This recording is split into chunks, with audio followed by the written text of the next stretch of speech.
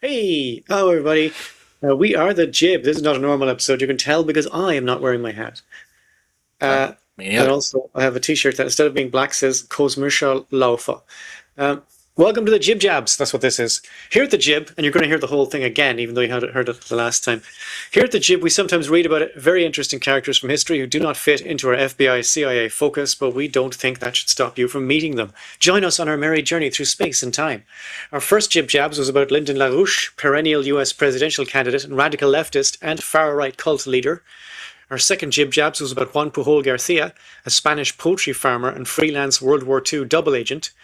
Our third Jib Jabs was about the Corcoran Gang, or the Corcoran Gang, I guess, a group of jail wardens in California hosting gladiator fights among their inmates, which is exactly what it sounds like. That's not misleading at all. Some of these are misleading for the purposes of humor, but the Corcoran Gang is not. Yeah. Our fourth Jib Jabs was about Mordechai Vanunu, Israel's worst nightmare. Our fifth Jib Jabs was about William James Clark, a man who staged a brave river rescue while not actually a Green Beret, but definitely wearing one. Our sixth Jib Jabs was about Hong Shi Quan, who believed he was the brother of Jesus and got 30 million Chinese people killed. That's true. Our seventh Jib Jabs was about Tom Mooney, who was framed by the government because he was a socialist, which I think is fair enough, right? Our eighth Jib Jabs was about Rebecca Latimer Felton, the first female senator in the United States and a very proud racist feminist. And she's basically a one-woman exercise in why intersectionality is important, right? Yeah. Ninth Jib Jabs was about Joe Hill, a Swedish songwriter who invented the phrase pie. You hate that so much, don't you? Swedish Sorry. songwriter. Sorry. Who invented the phrase pie in the sky and was executed for a mysterious murder in 1915 in Utah. Oh, he was executed because he was a socialist. He was an anarchist. Come on. Yeah, That was the real but reason. he wasn't executed for being a Swedish songwriter. No, he wasn't. No. But he was executed for being somewhat involved, perhaps, in a mysterious murder. No, he wasn't. He was He was executed. innocent. He was charged with murder, and he did nothing at all to defend himself. There you go. Right. Um, like Jesus. Right. And today we have a second part. We haven't had a two-part Jibs before, so this is Jib Jabs. So this is going to be interesting, isn't it? Yeah. We have a second for about Larry King, who before he went on CNN had a remarkable career as a man in Nebraska who owned a credit union. Right. That's all I Yeah. remember. Fair enough. That's All I fair remember, enough. all I remember is the credit union. Now, Yeah. Oh can you give yeah. a quick rundown of what happened last time, so in case we're jamming people in new?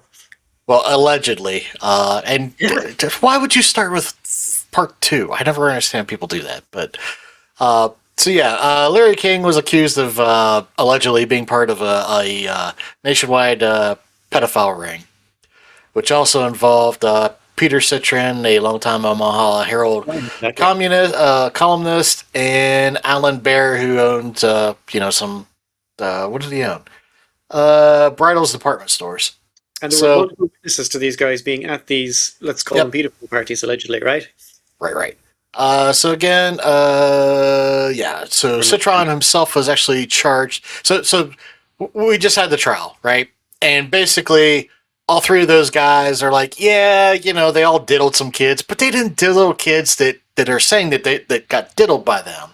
Those kids probably got diddled, but not by these guys. These guys are not the diddlers. But Peter Citron, definitely a diddler, diddled a different kid. Because, he got charged with... He said he was done for child sex abuse, but not... Yep. The one assaulting two young boys. But, yeah, well, we'll get to what happens, I that's think. insane. The Citron thing is insane. So after the verdict, 1991, the financial side of the case reached its own conclusion when King pled guilty to embezzlement, fraud, and tax violation. He served more than a decade in prison. Oh, should we mention about the airplane guy? Do you want to Oh talk yeah, about the airplane? so Gary Camadori, who did the investigation, the legit investigation of this, had basically evidence to prove that all these allegations were credible, or at least he believed he had evidence of it, and him and his son were killed in a plane crash on the way home, or a very suspicious plane crash. With the evidence on board. Right, which was never recovered. No. Which we'll discuss some of that, I think, again, because I'm doing a little setup, and then we're going to watch two more videos today, and then that'll be probably the bulk of the media. And you're going to explain the blanks. Remember you said you'd explain. Yes, I will. Yes. So the public, unfortunately for Owen, she was widely ridiculed by the national media. Public portrayal of her hardened quickly. Quote, this is Alicia Owens quoting. On the front page of the World Herald, they called me short, fat, and ugly. Bill Gallup, the #1 attorney in Omaha, said that could not have happened to her. She's short, fat, and ugly. It made me decide that I am not my experiences. So what? And she argued, pedophiles only go for the hot kids. yeah, right, yeah. Well, this is all goes back to Earl Flynn, right? And like Yeah. Flint, remember? And like Because Flint. he was charged with raping young girls, and basically they said, well, look at these girls. He's a hot Hollywood guy, and these are some ugly bitches over here. And he got off. So, Joy. Yep. So, for years, she refused to speak or report. Well, I don't know why we're talking about that now. Anyways, so one of the people that was that she had accused, which didn't get into the trial, was Harold Anderson. He was a publisher for World Heralds. So That's Citron's boss. yeah, I believe so. Okay. Actually, I think that might be in a separate paper. I'm sorry, there's so much to this. I've cut so much out of it. You said it was the only newspaper in that town. Well, it's Omaha. I'm sure there's probably more than one. Oh, okay. So, but anyways, we'll get to the next part of the video here. Let's see. Yay. Twin Peaks. Use the right button. Oh yeah, we'll hear some more Twin Peaks. The trial took place in July 1991. Troy Bonner testified that the child abuse story had been an invention. As a result, Alicia Owen was sentenced to between 9 and 25 years in prison.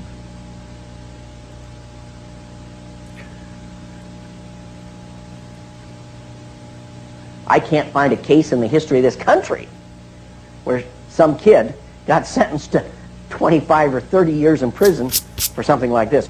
If you were going to pick a what I call a tell sign, something that says something fishy about the whole thing, it was in the sentencing itself. For some reason, they had to send a signal to every kid who was a potential witness. My opinion again. A signal so loud and clear, if you dare to come forward, if you dare to talk, watch what happens. Alan Baer was fined $500 after pleading no contest to a reduced charge of aiding and abetting prostitution. Peter Citron served 2 years of a 3 to 8 year sentence. Thanks to Troy Bonner's lies, Larry King never faced child sex charges. For the $40 million fraud, he was given a 15-year sentence, 10 years less than Alicia Owen. Oh dear. I feel really sick. I should be taken out and shot for doing that. And if that was to happen, I would go willingly.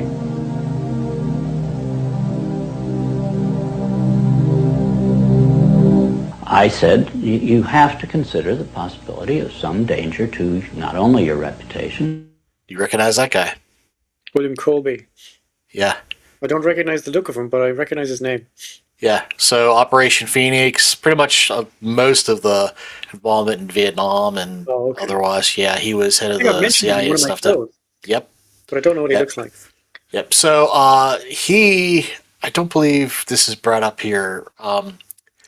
He mentioned at least privately to 3 people, including Colby did. To Gary Caradori's wife and John DeCamp, who was just on the screen, and I can't remember who the third person was, but he mentioned that this looked like something that we would do, mentioning what happened to Gary as in the plane getting taken out. So take that for what you will. Yeah, he's going to come back in a story post-credits, so to speak. But to your person, I mean, people do react rather violently to some kinds of charges, or particularly if they're true, there's more apt to be a negative reaction than if they're false.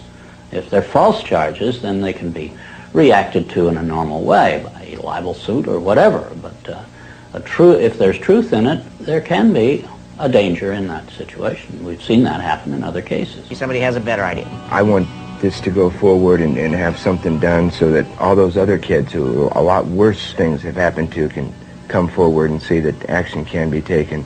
You have to, if you want to protect yourself and your life and your family's life, both now and particularly in the future, is to use the institutions of government that have been set up to protect you and make them work. That means you go into federal court, You go after the people that have done this cover-up, and you expose it so there's no longer any percentage on their part in eliminating you because the secret's out. Yeah, that's why we're here today, to let it out. Okay, so she's already been sentenced, but she's on appeal, right? The idea is that he's now got to come forward and actually, Recant. yeah. So, but during her trial, which at that point was one of the longest trials in Omaha, a popular weekly, and I looked so hard to find this, but I couldn't find it. Investigative show over here. It's called 48 Hours. I don't know if you heard of it. I know 48 Hours. Yeah, it used to be, like kind of like a 60 Minutes, but it was on during the week. Like Dateline, yeah. Well, not 48 hours, anyways. An episode featured the Owens case, right? 47 hours. Yeah. The slant of the report was that rich, important figures of Omaha were being targeted by Owen and Paul Benassi. It's the exact opposite of what. Yes. That's like saying. Yes. It's just like saying young women in Hollywood were targeting Harvey Weinstein. Exactly. So it was a total hit piece. Owen's jury members, I think there was like 4 different members of the jury actually wrote letters to the judge and complained that they weren't sequestered. The court, the entire jury watched it. Many of them again sent letters claiming that the episode, obviously skewed their judgment, and also they had been denied parts of testimony, which is going to be brought up here, and other evidence that They were watching the show.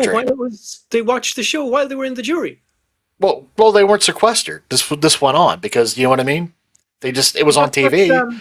How is that not? What do you call that? Prejudicial? No, there's a word for it when prejudicial. Yeah, but there's that show shouldn't have aired at all. Yeah, but the judge denied the request. Judge denied the request and turned it turned into the longest trial in Omaha. Turned out to be Larry King's brother. Yeah, pretty much. So, but now we're facing a possible appeal. So we'll finish the rest of this. Yep. John's advice to Troy to tell the truth in court puts him at risk of prosecution by the county attorney's office. Potentially, they could decide to charge him with perjury because now he is telling that they forced me to lie. I did lie at Alicia's trial. I did lie before the grand jury. I did it because the authorities were forcing me to do it and they were scared for my family. Potentially, they could charge him with perjury this time. Troy's appearance in court will keep Alicia Owen out of prison. She's on bail while DeCamp appeals against her perjury conviction. As her hearing approaches, vital new evidence emerges. Alicia claims that some of Troy's videotaped testimony was withheld from the grand jury which indicted her. The tapes that were shown to the grand jury had been edited. Everything that matched Troy's statement Was shown. that matched mine 'Cause I know it's was raised. edited out. And I think maybe one of the things we want to do is show the judge specifically where these, little 5-minute segments of, look, this tape says this, and then show him it isn't in this tape, and this is the tape the grand jury saw. I went with $4,000. I got $4,000 of cocaine. Okay, and what airline? In more than 2 hours of taped testimony, Troy details trips across America on behalf of Larry King and Alan Baer. Trips for drug deals and sex. By the way, you could find most of these interviews online. Okay. In the Wayback Machine, if you want to put yourself through it. I do not want to do that. Yeah, it's pretty bad. It's a lot of detail that you probably don't want to hear. It corroborates Alicia's evidence. Fort Worth, like an hour, and then a big plane from Dallas to Los Angeles. Did anybody go with you? Alicia Owen.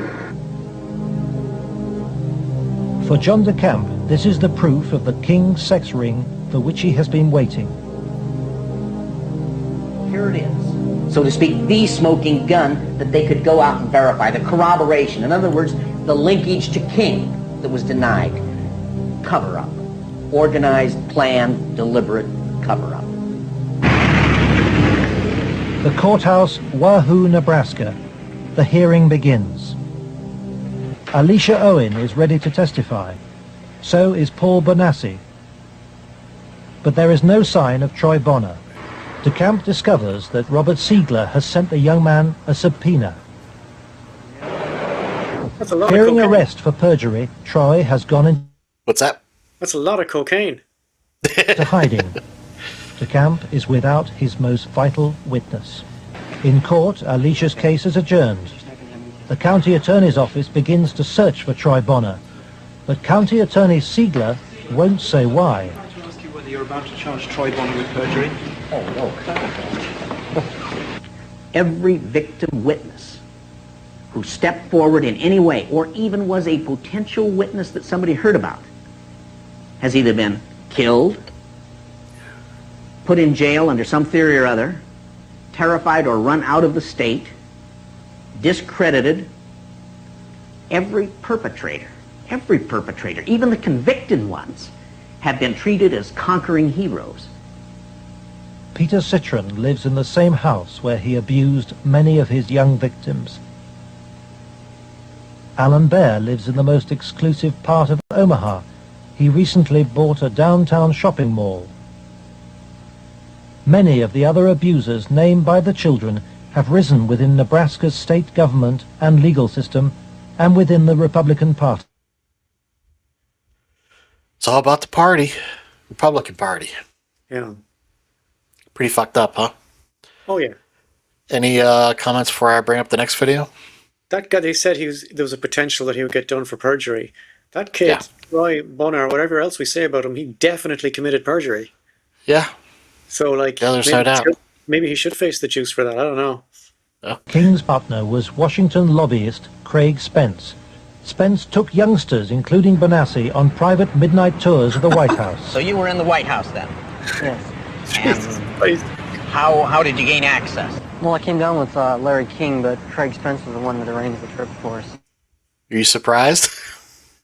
He took youngsters on private midnight tours. It's like a joke at this stage. Like, where are these people at? And Craig Spence and Larry King had a couple of groups. One was called Bodies by God, and they had the Cowboys, and there was another group that was started by Larry King, which was called the Golden Boys, which was kids that were usually under the age of approximately 10. Spencer's callboy network was investigated in 1989 by reporter Paul Rodriguez of the Washington Times. We had uncovered a series of allegations from some minors, and it led me to a callboy operation. Well, it sure fits with, this boy Paul Bonassi. And he tells a tale of being brought to the White House on occasion, kind of as a reward for the kid. Craig Spence is dead. He committed suicide. He had advanced stages of AIDS. He was an AIDS carrier, and he killed himself. This was the thing that always bothered me.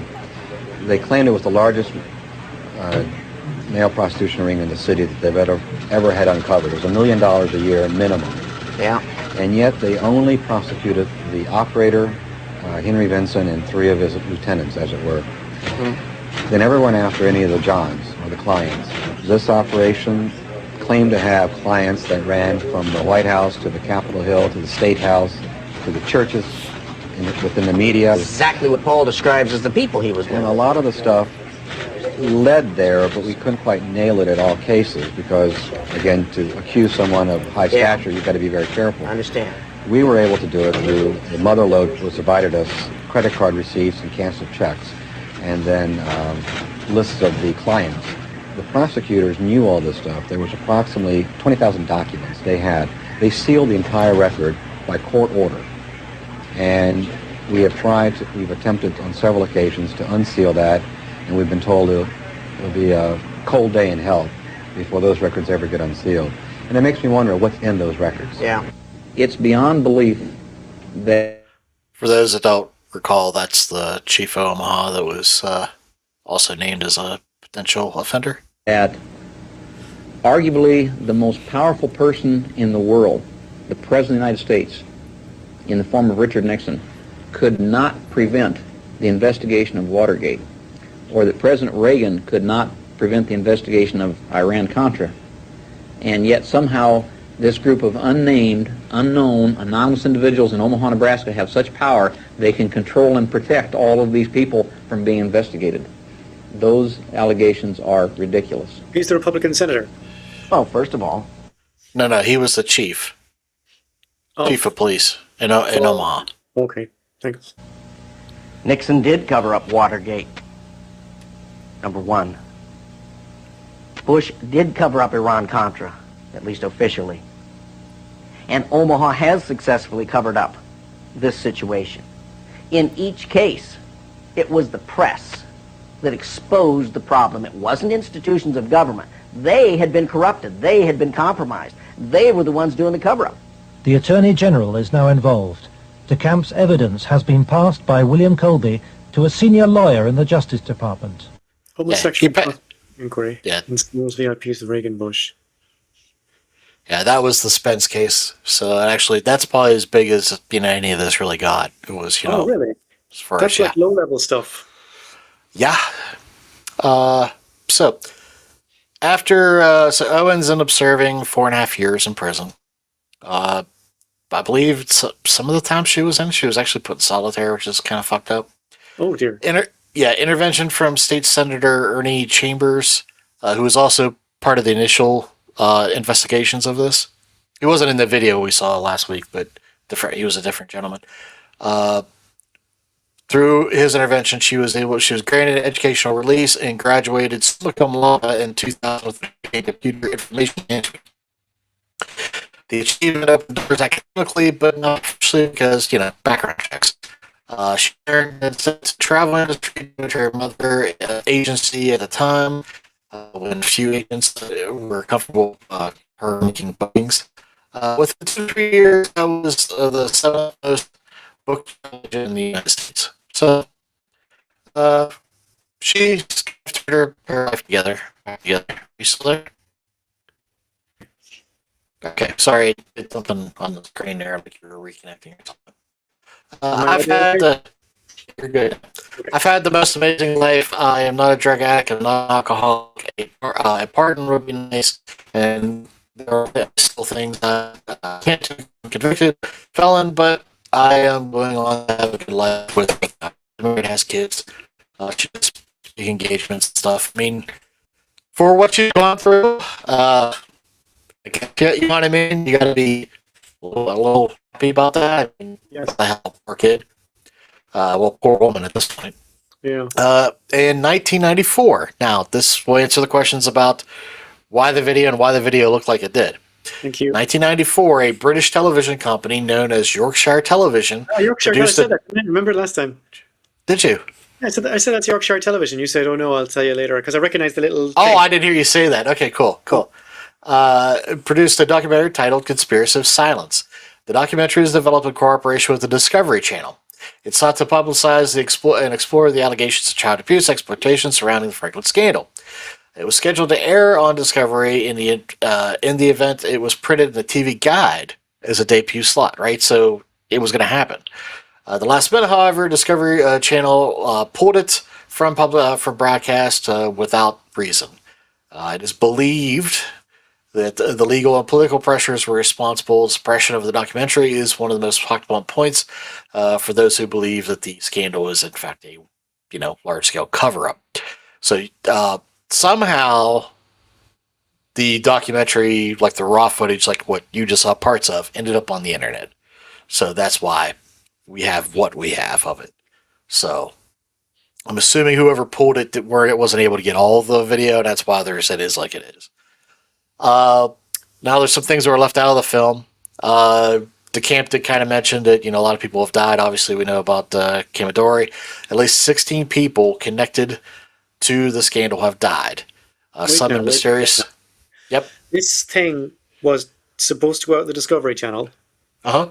It got cancelled the day of broadcast. Yep. But it went out on Yorkshire Television, didn't it? No. Oh, okay. Somehow the video ended up in somebody's hands and they put it up on the internet. That's how we have it now. Sure, proceed. Okay. So at least 60 people have died, some mysteriously in suspicious ways. Aaron Owens, which is the brother of the victim, Alicia Owens, died in jail hours before she was supposed to testify. And his death was ruled a suicide. Nick Bryant, who's, covered, I'm going to mention him several times more, covered this in his book and basically points out it's like almost like Epstein's suicide. It's pretty bad. Sean Boner, who's Troy Boner's brother, was found shot in the head after Troy was to testify before court. The official's explanation of his death was that he was playing a game of Russian roulette. On his own. I don't know. It's fucked up. Congratulations, you win. Yeah. In 1996, after publicly criticizing the CIA and privately claiming that he had new evidence of the Franklin scandal, former CIA Director William Colby, a returning champion, would meet his end. Colby, this time he was in his 70s, was staying in a cabin near his property in Maryland. He left. Now, everybody keeps mentioning this guy was like somebody who would leave his house, without making sure, everything was turned off and, every hair was straight, in his head. I mean, he just, real, OCD, right? He left his dinner on the table. He went canoeing and goes missing. He's found 9 days later on a shore where that same shore he was searched multiple times. There's no witnesses to the scene. There was no real investigation done. They just chalked it up to him being old and possibly having a stroke or accidental drowning. His life vest was missing, which should have been located in his shed or on his person, and it was never found. So, it's pretty fucking weird. Yeah. 2003. The problem with these conspiracy theories is like any one of those things. Right. Could just happen, right? Yeah, and we don't even know which one of those is the one that just happened. Right. I mean, they all could be nefarious, or just one of them, or none of them. Yes. 2003, Troy Boner, who was pretty much off the map, appears at a New Mexico hospital. He came in freaking out. He was sedated. The next day, he was found dead. Oh dear. So in the hospital. Really did. Yep. Oh dear. Now this, for the most part, is the actual scandal. This is a super scaled down version of it. There's some few bits we're going to touch on, but there's another reason why I wanted to bring this up, because it's also connected to another story. So, if we go back a little bit, right before Owens, right after Owens' trial, the state dismissed charges against Paul Benassi, by the way. So, remember, he was going to get charged with perjury. They dismissed that because his case was even less than what they had on Alicia, and I remember hers went, forever and how hard it was. So they're like, we're moving on. So anyways, now we're going to talk about something else, but still kind of relevant. Hey, hello. Oh. Hey, Seamus. There we go. Hey. Right. So before dawn on Sunday, September 5th, 1982, Johnny Gosch. You ever heard of this kid? I have not heard of Johnny Gosch. Left home to begin his paper route in Des Moines, Iowa. Johnny would usually wake his father to help him with the routine, route. This morning, though, he decided that he would only take the family's Dachshund Gretchen with him. Other paper carriers for the Des Moines Register later reported having seen Gosch at the paper drop-off and pick up his newspapers. It was the last known sighting of a Gosch that could be corroborated by multiple witnesses. Another paperboy named Mike reported that he observed Gosch talking to a stocky man in a blue two-toned car near the paper drop-off. Another witness, John Rossi, saw the man in the blue car talking to Josh, thought something was strange, and Gosch told Rossi that he was just asking for directions. Rossi looked at the license plate but could not recall the number. As Johnny walked the block north, where his route started, a paperboy noticed that he was being followed by another man. A neighbor heard a door slam and a silver Ford Fairmont speed away northwards from where Johnny's wagon would be found. They saw four what? Sorry? They saw four what? A silver Ford Fairmont car. Ford, sorry, yeah. Yeah. So Johnny's parents, John and Noreen, began receiving calls from their customers, their son's customers, that they weren't getting their papers, right? Yeah. So his dad goes out. He looks for him in the neighborhood. He immediately found his wagon, still full of newspapers, 2 blocks from Johnny's home. John's dad finished the route. Okay. Then returned home. Upon hearing the news of her son being gone, Well, the dog shows up. Okay. So then she calls the police. The police were slow to respond. According to her, it was approximately 45 minutes before they ever showed up, even though they were just blocks away from the police. So the police basically... They were reporting a missing child, right? Yep. And how long after the reported missing did they decide to call the police? As soon as they knew that as soon as she knew he was gone, she called the It'd be quite cops. common for the police to like not give a shit at that stage, wouldn't it? Well, yeah, this is pretty much the beginning of the don't give a shit stage. Okay. So it took them 45 minutes to get there. And then they told her basically like, well, we're not going to do anything until 72 hours pass. But that would be common, wouldn't it? At this point in time, yes. In all police departments. No. Nowadays, no. Nowadays, no. Nowadays, 1982, yes. Police initially assumed that Gosch was a runaway, but later changed that assessment and believed that he was a victim of kidnapping. But it really took them a long time, which we'll get to. Yeah. It took them 2 days to even start that investigation or even consider any leads, other than, that he was just a runaway. Police Chief Orville Cooney was considered to be obstructing the case from the start, according to the parents and even by many of those who have reviewed the case since. It is unclear if it was pure negligence or if there was other motives on his part. Either way, Cooney would resign 6 months later after an internal investigation where dozens of his own officers complained about his conduct that included drinking on the job, fixing things for his friends, and racial prejudices.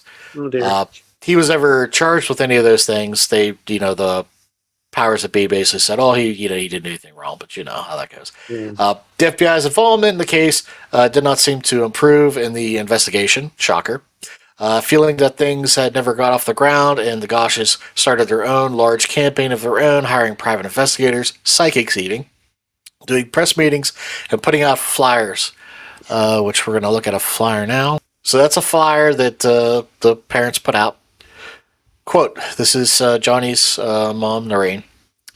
Following the release that we made, the FBI referred to us as loons. That is the message to America, that if you try to find your child, and if you work diligently at it, you may be referred to as loons by the FBI, who are doing nothing to help the parents. Indian law enforcement turned up little evidence and arrested no suspects in connection with the case. In 1984, Gosch's photograph appeared. Now, you might recognize this.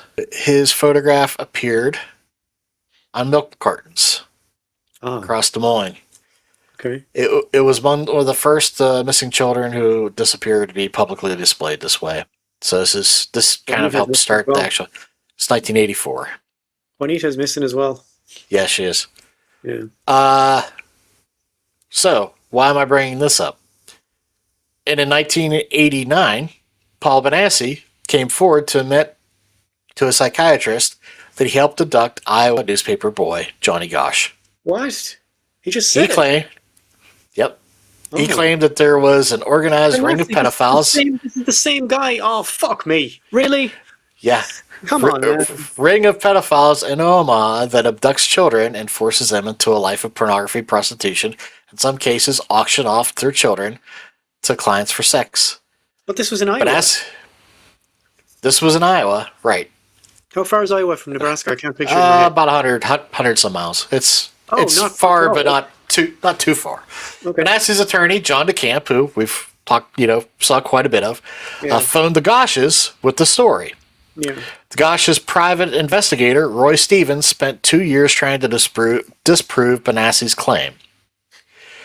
Because Benassi had been charged with perjury and, hoax and all that happy stuff, right? The FBI and the Des Moines police had zero interest in speaking to Gosch, or speaking to Benassi about it. How do you like that? Yeah. In the 2 years Roy Stevens investigated Benassi, he went from skeptic to supporter.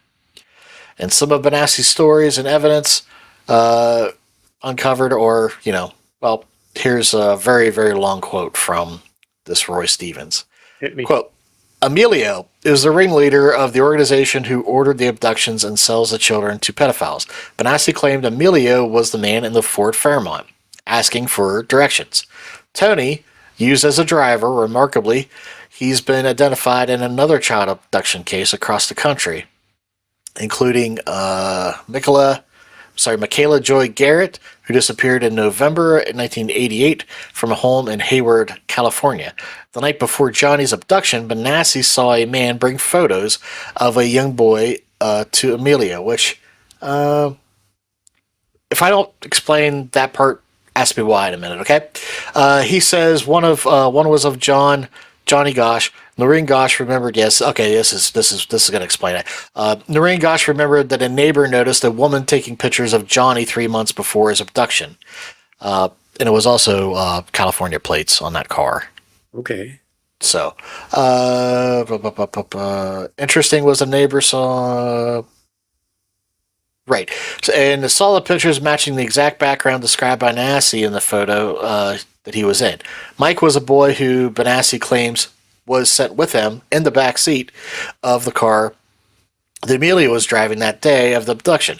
He said another man pushed Johnny into the car and Paul used chloroform to knock Johnny out.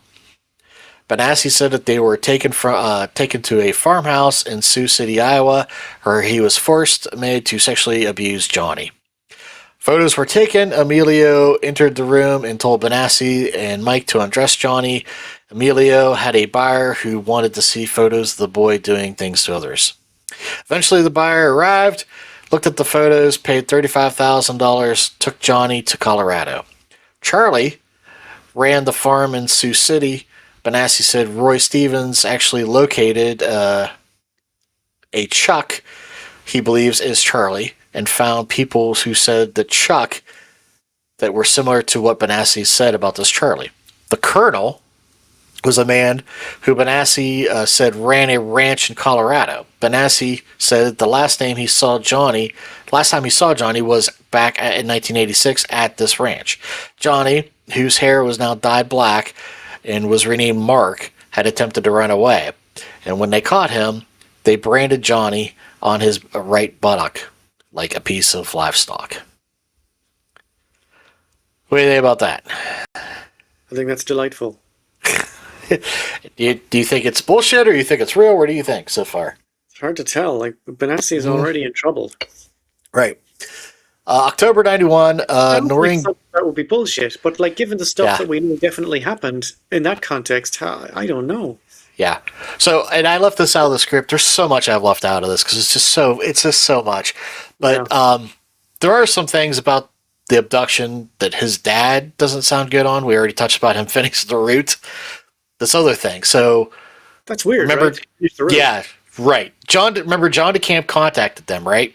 Yeah. So Noreen says that they were at some sort of because she gets involved like with the Adam Project, missing exploited children. She's becomes like a national figure, and she meets the camp again. Well, she meets the camp the first time.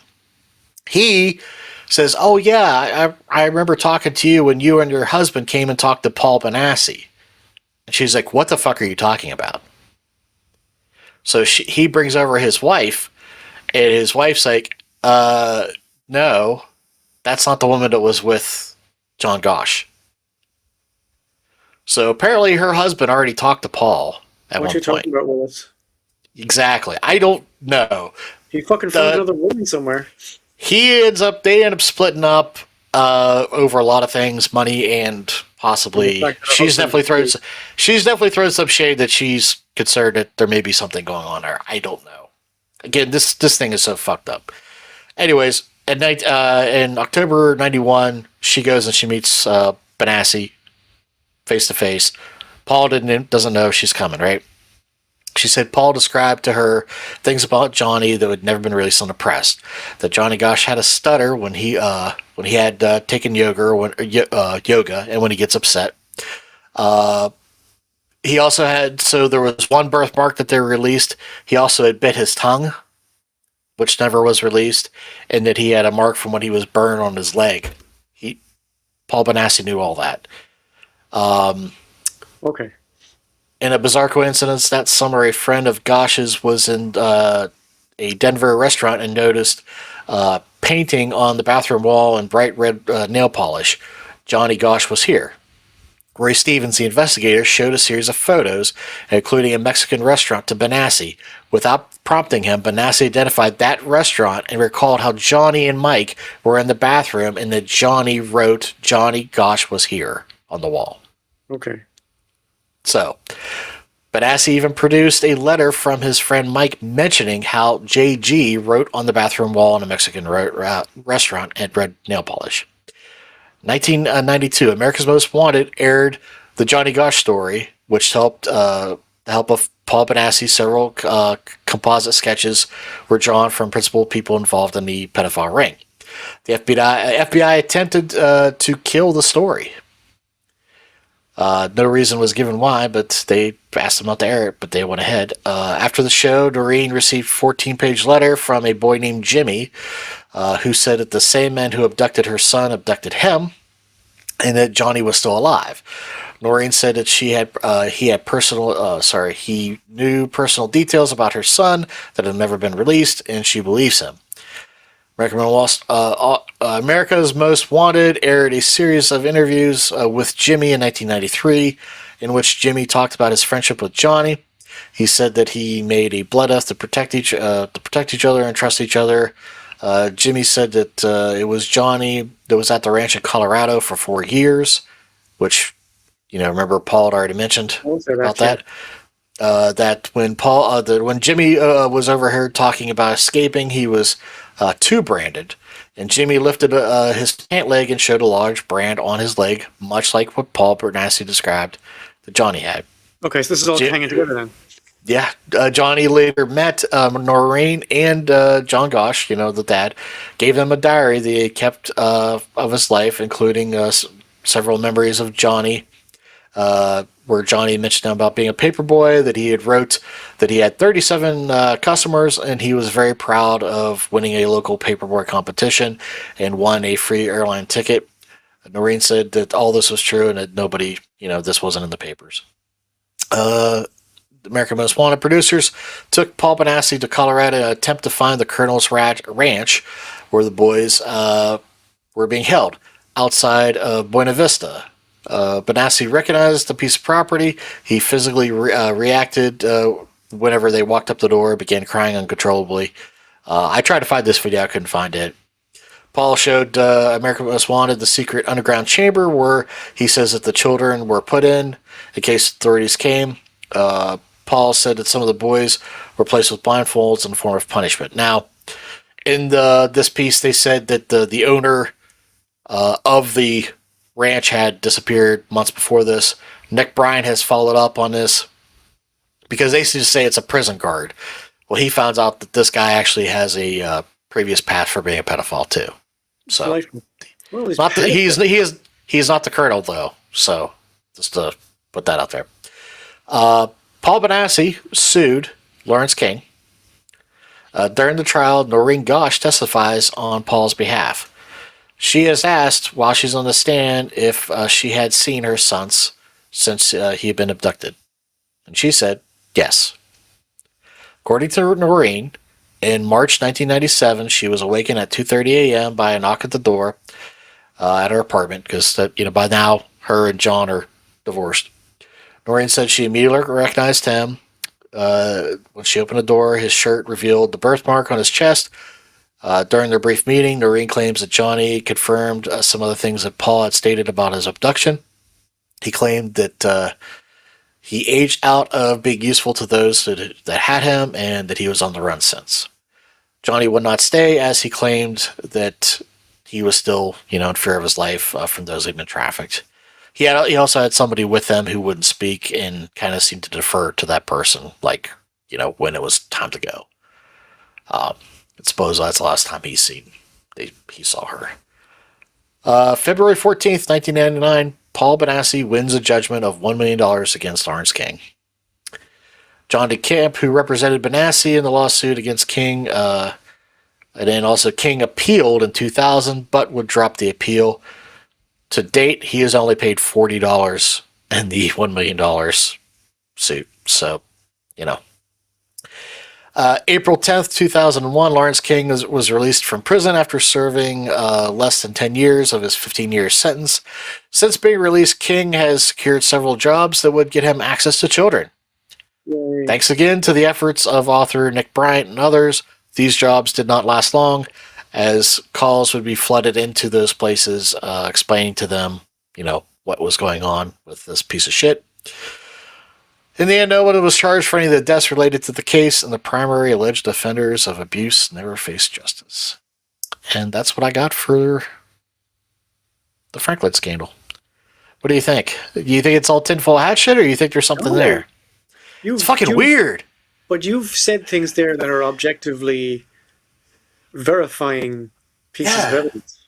So it's not like the most tinfoil hat stuff there was verified by, like the Paul Bernassi stuff was absolutely batshit insane. But then this Jimmy guy comes along and says stuff he couldn't have known either, and it all matches. Right. And Paul Bernassi has his own demons, and you know what I mean? But I mean, he's at least trying to do something right, Yeah. Yeah. But sure, that was the same. He lied in court and he tried to fix it. Yeah. I don't know. I mean, these are more pedophiles than I thought there would be in Nebraska. Yeah, these are broken, people, and it just it really fucking sucks. Yeah. If you don't have a strong stomach or don't look into this much further. I mean, by all means do, but I mean, just take that as a word of advice. Yeah, because it's pretty freaking bad, and there are claims in there that I just don't know if I believe. And I'm not saying just about the abuse. There's some other, because there's so much, like we have the claims in the Epstein files that involve, possibly presidents involving in cannibalism and all kinds of weird shit like that. I don't know if that's true or not. And there's some of those in this too. But the bulk of the claims here, there's a lot of smoke and fire. You know what I mean? There's some shit. So right, you said Boner's brother killed himself, right? Yep, allegedly. Yeah. I mean, he allegedly killed himself, and so did Alicia Owens, his sister or brother. But it's possible. Yeah. It's just really weird when you stack them all up.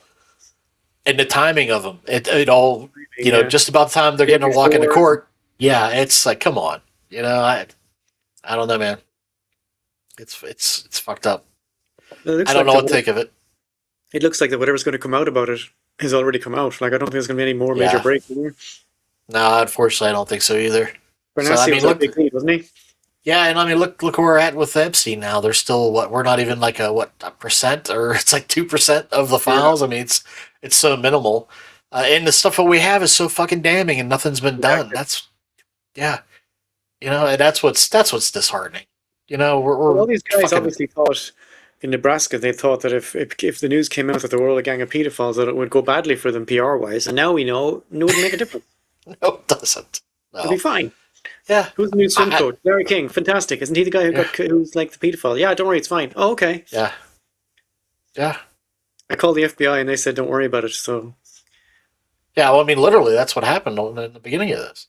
Do you remember Spinal Tap when the guy says one of their drummers died in a bizarre gardening accident, and then Nigel says the police said it was one of those crimes that's best left unsolved. Remember? But like that, the joke there is that's a stupid fucking thing to say, right? Yeah. But apparently the FBI in Nebraska are saying exactly that thing, that it's one of those crimes that's best left unsolved, with that level of absurdity attached to it. Yeah. So they didn't literally say it, but they pretty much said that to the who was it rang up and said to the FBI, and he said it's one of those crimes that we're not going to do anything about it or something. You're better off leaving it alone, is it? Well, there's two different things. There was one, the first social worker looked into this. They said basically like, it's probably something.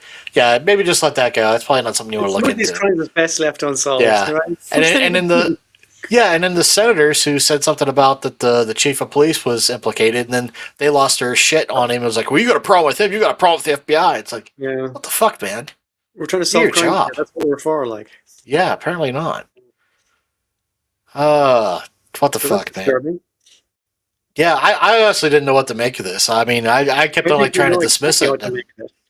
What's that? I think you know exactly what to make of it. It's a gang of fucking roving pedophiles in Nebraska stealing children and selling them on. That's what's happening. That's what we make of that. And that's what we call a crime. Yeah. And how many people are in jail because of it? Nobody. None. But Larry King went to jail for tax fraud, I guess, is it? Because that's the important thing. In the capitalist society, we must protect the money. Yeah. Must protect the capital. Dear, oh dear. Yeah.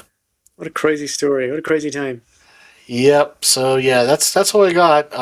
In 2 weeks, we'll either have we'll have to have a chat, discuss what we're doing. Yes, we don't know what's going to happen in 2 weeks. I have got very little sleep anytime in the last 2 weeks. I haven't had much sleep because my dad's not well, and I have to take care of him in the nighttime. And if not, I get it, probably an FBI one. So we'll figure it out though. I had an assignment here, a local assignment, where I was supposed to write 150 words for something, and it took me 4 days to write 150 words. So I'm pretty. Did you get it done? Yeah. All right, that's all matters. But I'm pretty out of it right now. So if I'm like this next week, I can't write. I'm not going to be able to do a podcast. But if I come out of it, then I will be able to do it. So we're going to find out. We're going to roll the dice, folks, and it's going to be an adventure that we can all take. We'll join the ride and see what happens in 2 weeks. Thank you for listening to us. Apologies for any nightmares you have tonight as a result of Seamus's story. Yeah, really. And good See luck. you in 2 weeks. Bye.